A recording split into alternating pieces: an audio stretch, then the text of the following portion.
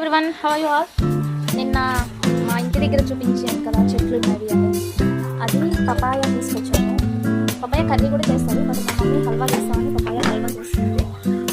First అయితే పపాయని ఇలా సన్నగా తురిమేసుకొని నెయ్యి వేసి నెయ్యిలో వేపుతుంది.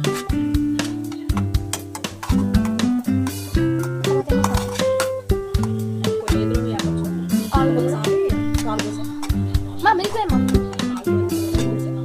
టూటీ ఫ్రూటీ కూడా ప్రిపేర్ చేస్తారు పపాయ నుంచి.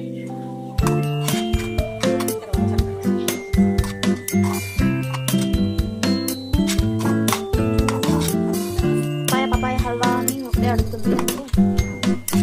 సో పండుగ లేదు కాబట్టి అదైతే ఖచ్చితంగా పొయ్యి అని గోర పెడుతుంది, ఇంటికి హల్వా చేస్తుంది. ఈ మేడం గారు అన్ని ఇళ్ళలో ఉండాలి, అన్ని ఇళ్ళలో ఉంటుంది. అసలు మస్తు కోపం వస్తుంది.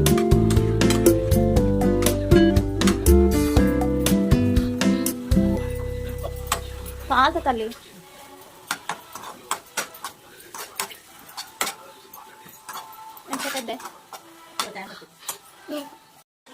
మా బుడ్డదానికి అయితే ఒకటి అయిపోతుంది, గోరింటాకు పోతుందంటే ఇంకోసారి ఈ గోరింటాకు పిచ్చి.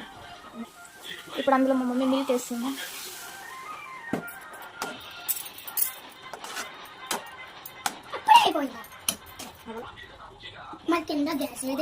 మేమైతే మొత్తం ఫుల్ పపాయ అయితే చేయట్లేదు, ఎందుకంటే కొంచెం చేసి టేస్ట్ బాగుంది అనుకుంటే అప్పుడు మొత్తం చేస్తాము. అమ్మ చేస్తుంది. అవును, అమ్మ చక్కెర ఎక్కువ వేయద్దు,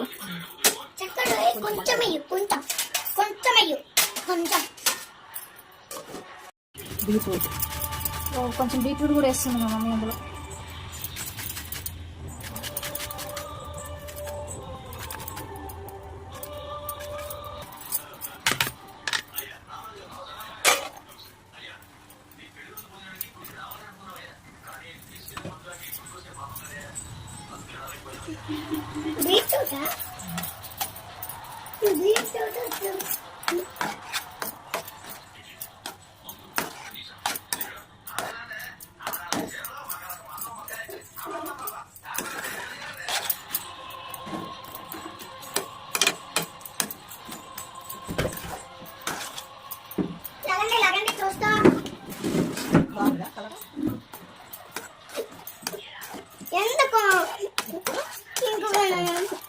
నాకు పింక్ ఇస్తుంది, నీకు నచ్చుదా? నాకు నచ్చదు. పింక్ చాలా బాగుంటుంది తల్లి, పింక్ ఫేవరెట్ కదా, టేస్ట్ కూడా చాలా బాగుంటుంది. ఇప్పుడు చక్కెర వేసుకున్నాం.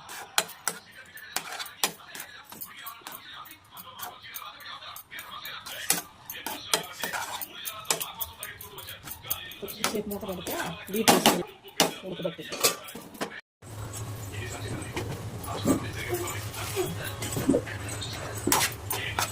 ఇప్పుడు చక్కెర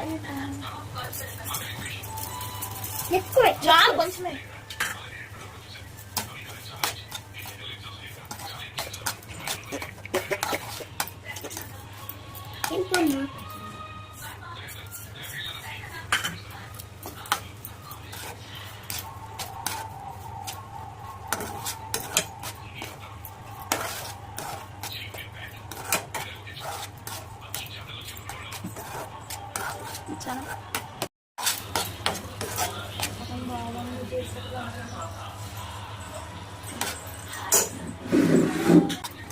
రెడ్ కలర్ వచ్చింది.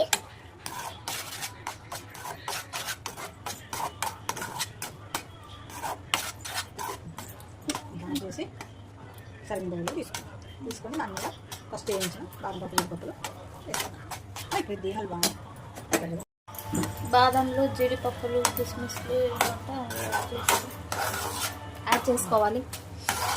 కలిపేసి అందులో పైన వేయాలి, కానీ ఇందులో కలిపేస్తే మంచి టేస్టీగా ఉంటుంది. నేతిలో వేయించాను. తీసేనా, స్టవ్ ఆఫ్ చేస్తున్నా.